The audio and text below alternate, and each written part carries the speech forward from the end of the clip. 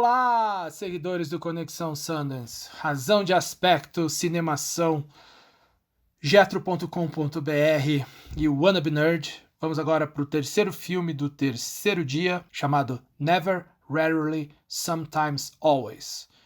Nunca, raramente, algumas vezes ou sempre. Dirigido pela Eliza Hittman. Será que eu pronunciei certo? Vamos dar uma olhadinha aqui. Esse é um filme também de um tema divisivo, né, como os outros dois do dia, né, e é um filme sobre aborto, certo?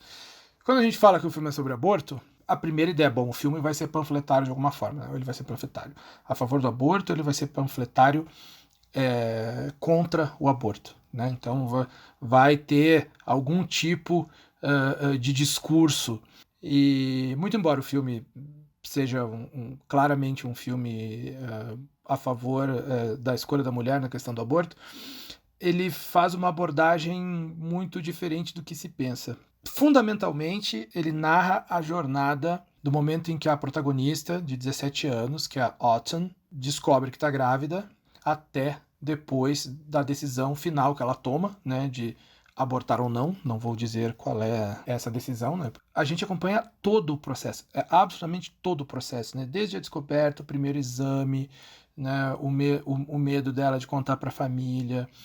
Ela, então, isso é o que eu vou dizer, até parte da sinopse do filme, não é spoiler, né? Então a prima ajuda, né? E elas pegam um ônibus e vão para Nova York para ir até a clínica, né? Que poderia realizar o procedimento, porque na Pensilvânia, ela, por ser por ter 17 anos, não poderia fazer o procedimento sem a autorização dos pais, né? E quando ela chega em Nova York, as coisas não vão acontecendo exatamente como ela gostaria.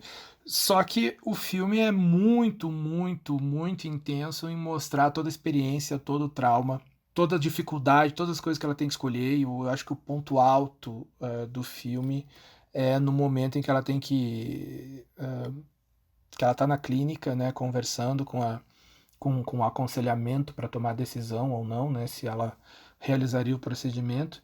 E ali elas fazem uma série de perguntas para ela, fazem um questionário, e nesse questionário que ela tem que responder se essas coisas, ela tem que responder por múltipla escolha, né? Never, nunca, rarely, raramente, sometimes, algumas vezes, always, sempre, né? E essas perguntas são perguntas muito íntimas, né? Então são perguntas assim, você já fez sexo contra a sua vontade, por exemplo, dando esse tipo de exemplo, né?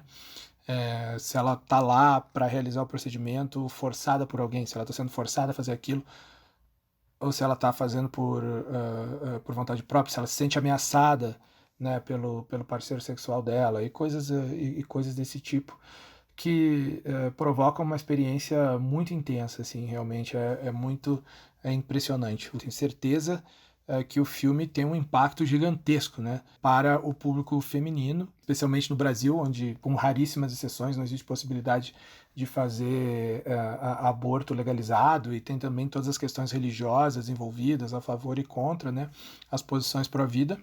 Mas eu acho que toda a sutileza ali do que a gente vê se passando com a Autumn mostra muito também sobre o comportamento dos homens e coisas que na nossa cabeça talvez possam parecer normais e que não tem nada de normal e que a gente precisa repensar. Never, rarely, sometimes, always vai ficar então com 4,5 estrelas de 5, né? Mais um filme de tema divisivo no festival.